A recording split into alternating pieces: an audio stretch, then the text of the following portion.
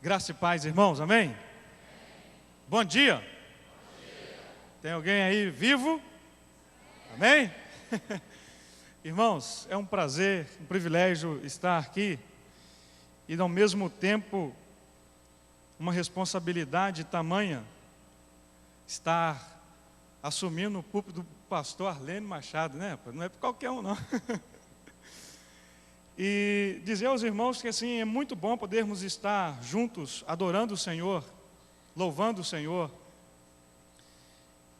Nós compartilharmos das maravilhas que Deus tem feito nas nossas vidas. Interessante que eu estou acostumado a pregar em igreja mais tradicional, que tem aquele púlpito de madeira, outros tem púlpito de vidro, assim, que dá para pelo menos assim tampar as pernas da gente, o joelho começa a tremer, né? Esconde, aí só fica aqui. Aqui não, aqui os irmãos vão ver a perna tremer aí, irmãos. Mas tenha misericórdia. Eu gostaria de compartilhar com os irmãos alguns desafios que a igreja desse tempo nós estamos vivendo. Os desafios que a igreja vem se passando, os desafios que nós, como igreja do Senhor Jesus, temos pela frente. Os desafios que eles, desde o passado, eles são pertinentes até hoje. Eu gostaria de compartilhar com os irmãos sobre pensar no tema a igreja e a sua missão. A igreja não pode falhar na sua missão. E quando eu penso em igreja, a palavra igreja, eclésia, chamados de dentro para fora no grego, no original, eclésia, e o significado do grego no original é chamados de dentro para fora. E às vezes, eu conhecendo e sabendo muito bem disso, do que é a igreja, e quando eu cheguei aqui para a segunda igreja em novembro do ano passado, falei assim, amor, vamos para a igreja grande, porque lá tem muita gente. E aí a gente fica no banco, sentadinho, ninguém nos conhece mesmo, tal, ninguém sabe que eu sou pastor, então a gente vai ficar no banco quietinhos, não vamos trabalhar. Mas eu conheci o Maurinho, aí pronto, o Maurinho começou a falar da língua nos dentes aí, né? Começou a fazer a fofoca da minha pessoa, começou a falar de mim, o pastor Wagner, aí começa a apresentar para o Anderson, que é o meu líder de célula. Aí pronto, aí não teve jeito, aí o pessoal já me descobriu, falei, já me acharam aqui, falei, meu Deus, eu queria ficar de férias, tranquilo, mas irmãos, como os irmãos que estão chegando, os irmãos que vão batizar, todos os irmãos que já estão chegando, que já chegaram praticamente, já foi aprovado aqui, agora já era, irmãos, já leu aqui, já foi aprovado em ata, está registrado, agora os irmãos que estão chegando, os irmãos que já fazem parte. Irmãos, tem muito trabalho para fazer. Eu pensei que não. Será que tem alguém que pensava igual a mim aí? Que chegou agora? Igreja grande, então. Ainda bem que não tem, só eu que estava pensando assim mesmo. Então, irmãos, tem muito trabalho. Muita coisa precisa fazer, muita coisa precisa ser feita. E voltando lá então à palavra eclésia, chamados de dentro para fora, a igreja e a sua missão, eu gostaria de compartilhar o texto bíblico em Atos dos Apóstolos, capítulo 9. Atos 9.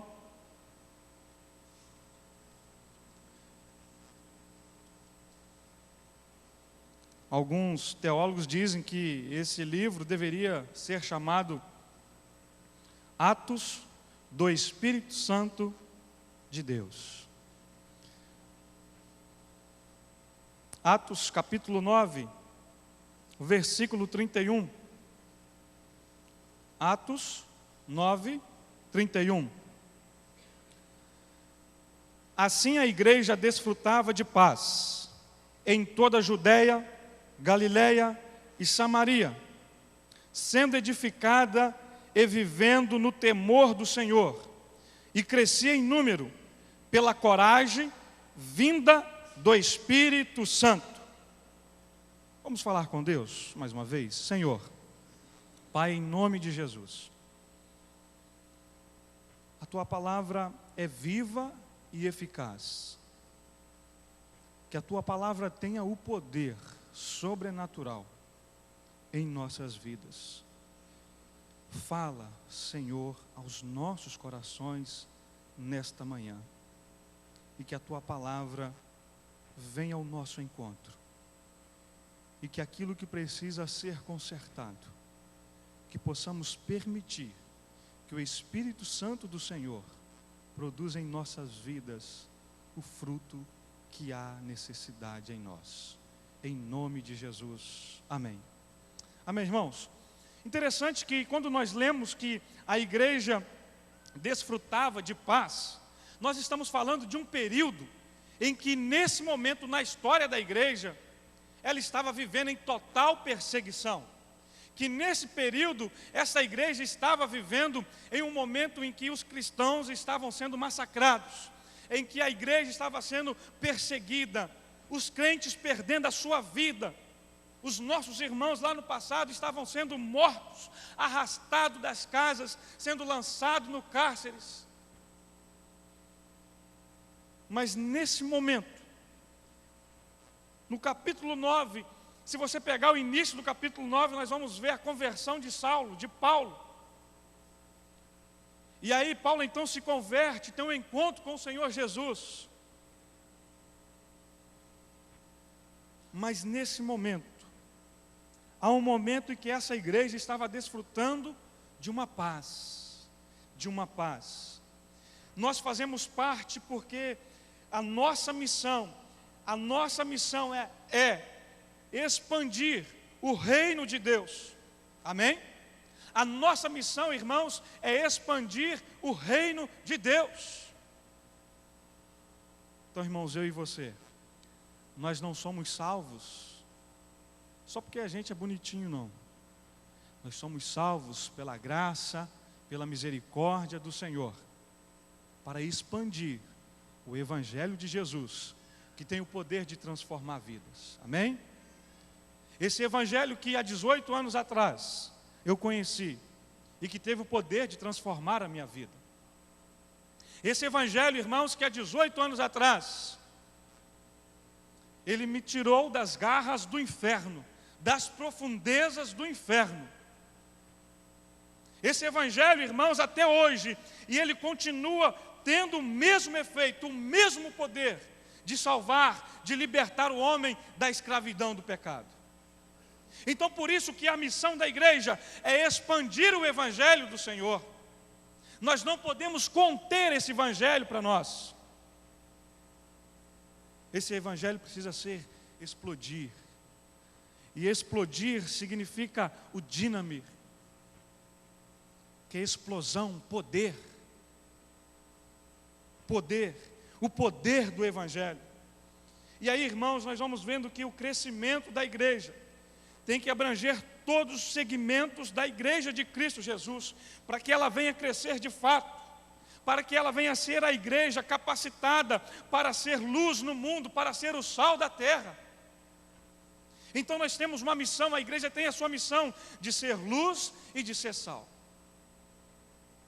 Aí a palavra vem dizendo para nós lá em Mateus que se o sol não dar o seu sabor, ele é insípido e só serve para ser jogado fora e ser pisado pelos homens. A igreja precisa ser esse sal. E quem é a igreja? Mais uma vez, quem é a igreja? Eu não gosto muito do nós. Eu gosto da primeira pessoa, do singular, eu. Eu sou a igreja. Sabe por que quando eu falo nós, eu tiro a minha responsabilidade de expandir o Evangelho? Eu tiro a minha responsabilidade, aí eu coloco nos ombros do pastor, da Kênia. A Kênia é chamada, está lá na frente e tal. Os irmãos de música aí, quem vem aqui na frente pregar, quem tem um chamado. Não, nós, todos nós, recebemos, cada um individualmente, esse chamado de Cristo Jesus para expandir o Evangelho. O interessante é que, voltando atrás na história, essa igreja sendo perseguida, essa igreja sendo massacrada, irmãos, vivendo em total perseguição, um momento muito difícil, essa igreja estava crescendo numericamente, espiritualmente, porque a igreja necessita hoje, irmãos, não é de melhores mecanismos novos, a igreja não necessita mais de programas, mas a igreja necessita de uma coisa, que não pode faltar na igreja. Ei, não pode faltar na igreja o poder do Espírito Santo de Deus. Amém? Você pode dar um glória a Deus? Não pode faltar o poder do Espírito Santo na igreja, porque quando falta o poder do Espírito Santo na igreja, ela já não é mais igreja, ela não tem mais o poder, ela perde sua essência. E que não pode faltar, irmãos, o poder do Espírito Santo nas nossas vidas. Não pode faltar, meu irmão, o poder do Espírito Santo de Deus na sua vida. Porque senão nós passamos a ser crentes carnais. Quando o Espírito Santo de Deus deixa de usar o meu corpo, todo o meu ser, eu passo a ser crente carnal. A carne passa a dominar a minha vida. Naquela igreja havia paz, no versículo 31. A paz interna, no entanto, é fundamental para que a igreja cresça. A paz é fundamental para que a igreja cresça. Eu fui pastor por um ano em uma igreja, em uma região bem próxima a nós. A igreja tinha 95 anos de organização, tempo da igreja, 95 anos. E quando eu cheguei naquela igreja, a igreja tinha 40 membros e estava dividida. 40 membros e dividida a igreja. Eu comecei a evangelizar, chamar as pessoas da cidade, os jovens, todas as pessoas, comecei a fazer convites, sair de casa em casa, convidar as pessoas. E as pessoas diziam assim: a igreja do fulano de tal, não era nem o pastor que estava lá na igreja. A igreja tinha um dono.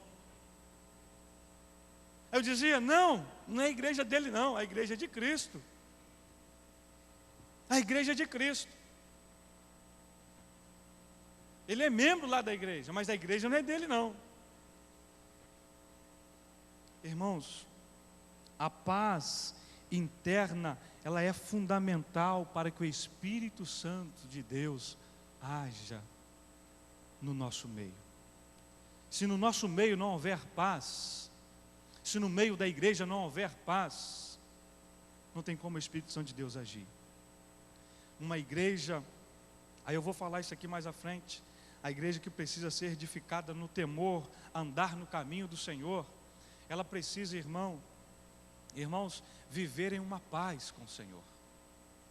A paz de Deus precisa reinar. O que adianta nós sermos uma igreja de 1.500, de 3.000 membros, de 5.000 membros, mas se não houver paz? Se não houver paz. Então a igreja, ela estava passando, o texto vem dizendo para nós, 31, assim a igreja desfrutava de paz. A igreja desfrutava de paz. A igreja edificava-se no caminho e no temor do Senhor. As igrejas, assim, desfrutavam de paz em toda a Judéia, Galiléia e Samaria, sendo edificada e vivendo no temor do Senhor. Que não pode faltar o Espírito Santo, ele é fundamental. O que não pode faltar a paz, o que não pode faltar é o temor do Senhor. O temor do Senhor. Percebe-se quando você perde o temor de Deus? Aí a gente passa a viver a vida de qualquer maneira, de qualquer jeito, porque a gente perdeu o temor. Não há respeito. Da mesma forma, a igreja ela precisa ter a sua essência no temor de Deus. A igreja edificava-se no temor do Senhor, porque ela sabia que a finalidade da sua vocação, do seu chamado, era adoração. Era para adorar a Deus, era para buscar o Senhor. A igreja, irmãos, ela precisa viver esse momento, ter esse momento com o Senhor, viver esse momento em que o Espírito Santo de Deus haja na vida da igreja, e a igreja então passa a viver nesse momento um temor. Eu tive 2 anos no campo missionário na Bahia, no projeto de implantação de igrejas. E eu rodei por muitas igrejas lá na Bahia, fazendo promoção missionária. E eu chegava em igrejas às vezes, irmãos, que chegava algum irmão e falava assim: pastor, a gente precisa que o irmão esteja orando por nós. O que está acontecendo? Ah, pastor, o pastor da nossa igreja. Aí começava a falar, começava a desabar.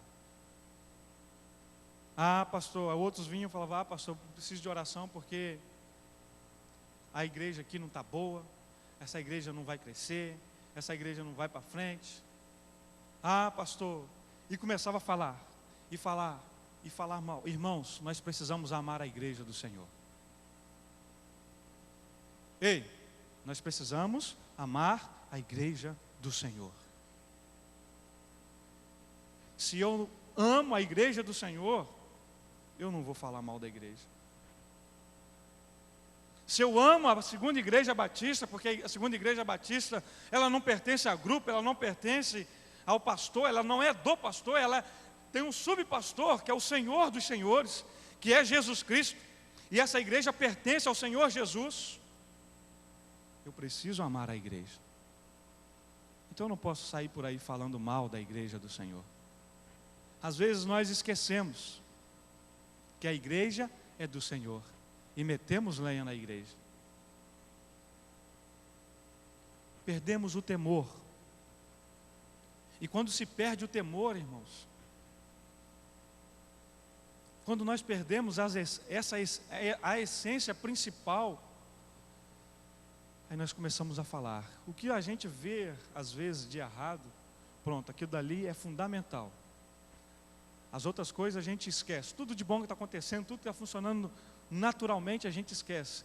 E para em uma coisa que ali, às vezes, os nossos olhos, ou fazemos uma autocrítica, e não permite, nada mais serve para nós. Nós fechamos os olhos para as outras coisas que estão acontecendo e indo muito bem. Então, irmãos, não fale mal da sua igreja. Não fale mal da sua igreja. Não fale mal do seu pastor.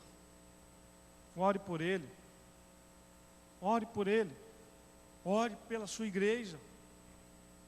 Se Deus te deu uma visão, eu creio que é uma palavra fundamental em questão de visão. Quando Deus quer agir, Deus dá a visão espiritual ao pastor da igreja, porque ele é o anjo da igreja. Ele é o anjo da igreja.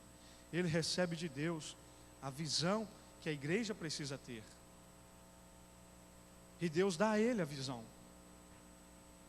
E às vezes a igreja não corresponde da mesma forma. E aí, irmãos, o Senhor, o Espírito Santo de Deus não age em meio de contendas. Não age no meio da contenda. Então é preciso que tenha paz.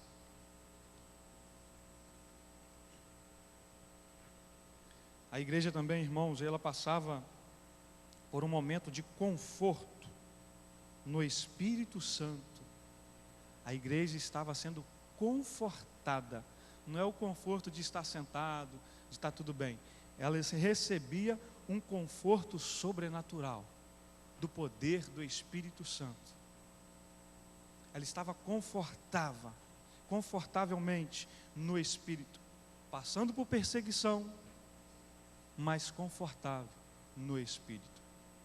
A paz, o Espírito Santo de Deus trazia para aquela igreja. Então, por isso que eles estavam passando por aquela tribulação, vivendo em um período de império, vivendo em um período em que todas as circunstâncias, geograficamente, não existia Facebook, não existia internet naquela época.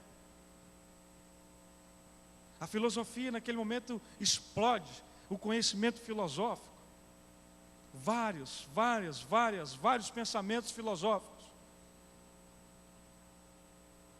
Mas a igreja, ela estava vencendo todos esses desafios, porque a igreja é do Senhor. Quando você está passando por algum momento difícil na sua vida, sabe que a sua vida pertence ao Senhor. E lá na frente você vai vencer. Lá na frente você vai ver o sobrenatural do Senhor acontecer. O Espírito Santo age ativamente para levar a igreja de Cristo Jesus a vencer tais desafios. E como eu sou a igreja de Cristo Jesus e você é a igreja de Cristo, Ele nos leva a vencer os desafios que a vida vem nos colocar. Os desafios que até mesmo Satanás coloca em frente a nós, para que possamos então exercermos a fé, exercermos então a autoridade outorgada e dada por Deus. Porque a igreja é de Cristo, e nós já somos vencedores. Amém? A igreja é de Cristo e nós já somos vencedores. Esse conforto dado pelo Espírito Santo só pode ser visto de duas formas. Em primeiro lugar, no sentido de consolar, de ânimo, de encorajamento, dado pelo Espírito Santo de Deus. Quando eu falo em conforto, o Espírito Santo de Deus estava encorajando a igreja a marchar, a vencer os desafios. E o segundo sentido da palavra encorajamento, a igreja com toda perseguição, com todo sofrimento e grandes desafios,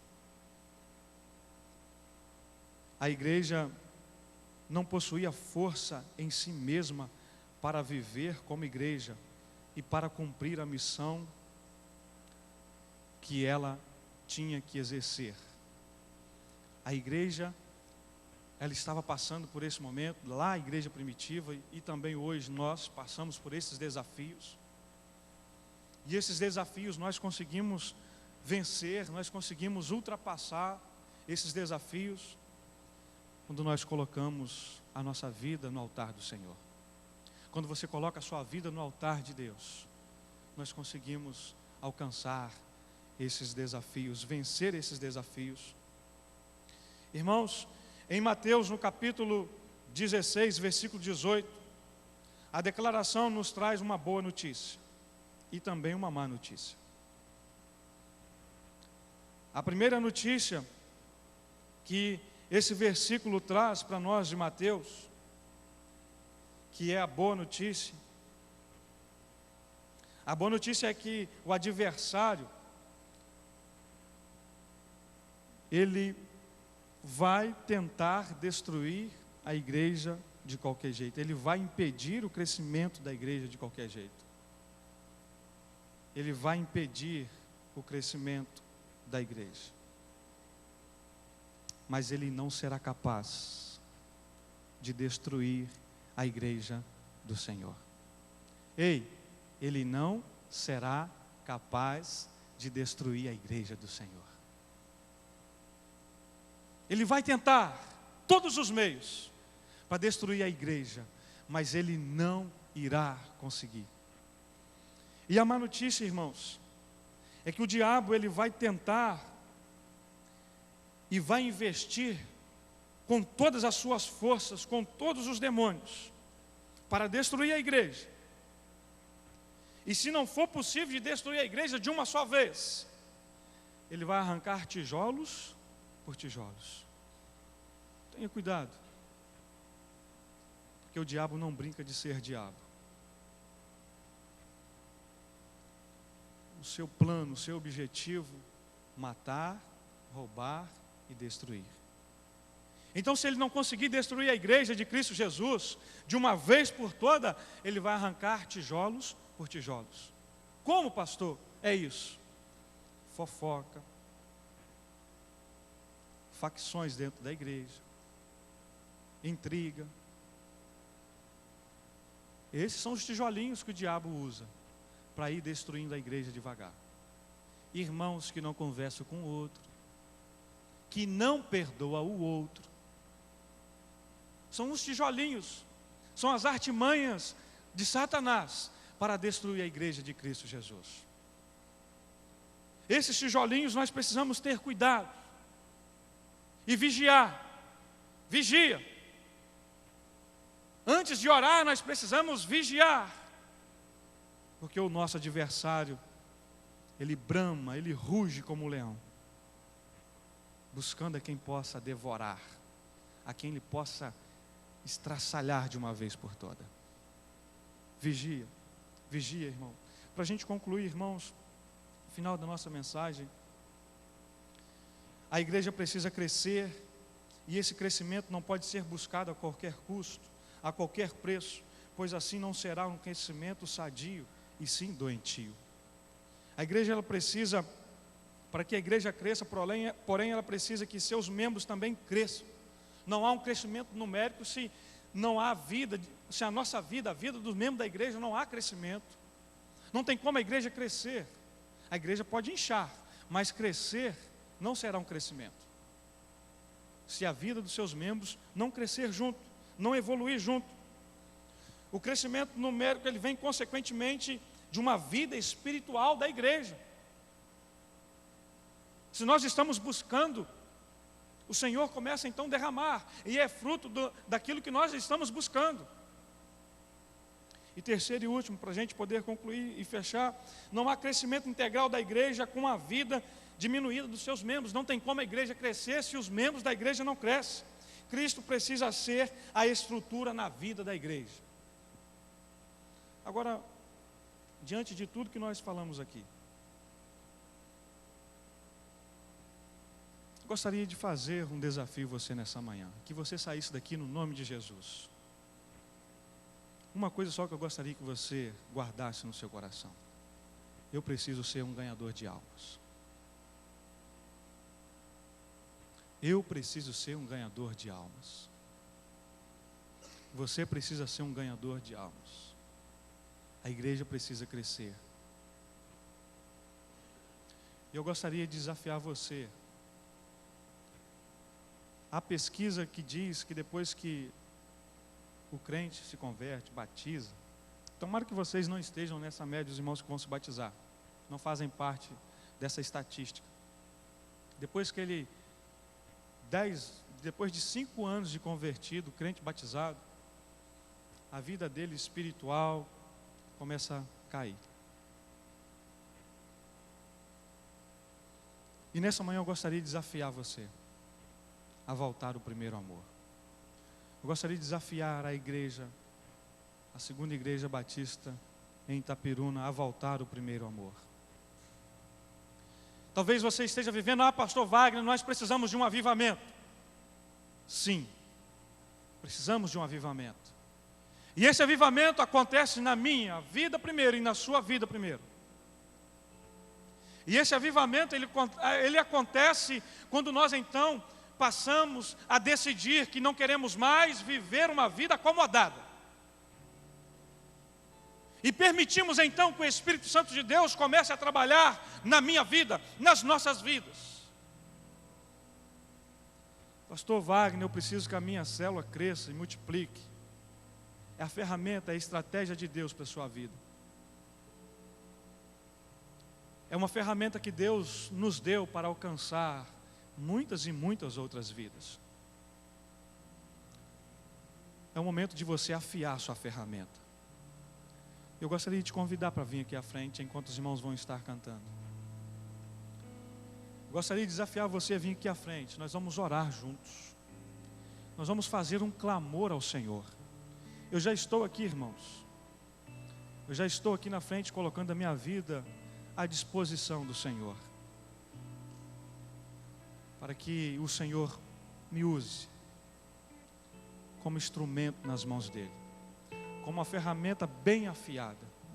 E enquanto os irmãos estiverem cantando no nome de Jesus, levante do seu banco, vamos vir aqui à frente. Ah, pastor, não quero ir à frente não, mas então você fica em pé, no nome de Jesus, aonde você estiver. Quero voltar ao início de tudo, encontrar-me contigo, Senhor. Quero rever meus conceitos, valores, eu quero reconstruir. Vou regressar ao caminho, vou ver as primeiras obras, Senhor. Eu me arrependo, Senhor, me arrependo, Senhor, me arrependo, Senhor. Vamos louvar a igreja. Quero voltar. Vamos, povo de Deus, clama ao Senhor. Vamos voltar no nome de Jesus. Amor, eu quero voltar a Deus. Eu quero voltar ao primeiro amor, ao primeiro amor. Eu quero voltar a Deus. Quero voltar ao início de tudo, encontrar-me contigo, Senhor. Quero rever meus conceitos, valores, eu quero reconstruir. Vou regressar ao caminho, vou ver as primeiras obras, Senhor. Eu me arrependo, Senhor, me arrependo, Senhor, me arrependo, Senhor. Eu quero voltar ao primeiro amor, ao primeiro amor. Eu quero voltar a Deus. Eu quero voltar ao primeiro amor, ao primeiro amor. Eu quero voltar a Deus. Aquele que sentiu o desejo, eu vou ajoelhar, quiser ajoelhar, irmãos, vamos falar com Deus. Nós temos liberdade, nós estamos na casa do Pai. É momento de você colocar a sua vida diante do altar do Senhor. É momento de você rever os seus valores. É momento de você pedir perdão ao Senhor. Se arrependa e peça ao Senhor que traga o avivamento dele na sua vida. Avivamento é dar vida àquilo que estava morto. Então aquilo que talvez estava morto no seu coração, na sua vida, é agora, no nome de Jesus. Se arrependa, no nome de Jesus, coloca diante do Senhor. Ah, pastor, mas está tudo certo na minha vida, está tudo ok, eu não preciso. Mas é o momento que você tem agora, no nome de Jesus. Não deixe essa oportunidade passar, meu irmão, minha irmã, no nome de Jesus. Pai, ô Pai, nosso Paizinho que estás nos céus, Senhor, a tua igreja, ó Deus, está aqui, ó Deus. O teu povo está aqui, Senhor. E nessa manhã, Deus, nós estamos clamando, Pai. Ó Deus, que o Senhor, nós estamos aqui, ó Deus, no nome de teu Filho Jesus Cristo, te pedindo, ó Deus, que o Senhor nos perdoe, Pai, por aquilo, ó Deus, por aquelas coisas que nós, em algum momento das nossas vidas, Senhor, deixamos de realizar, que outrora, Senhor, nós realizávamos com toda autoridade, com todo poder.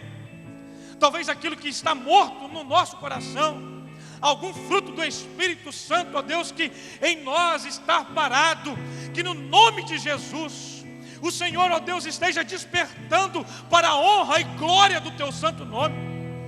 Ó Deus amado, tira a tristeza do nosso coração, tira, ó Deus, aquilo que está impedindo o sobrenatural do Senhor acontecer na nossa vida.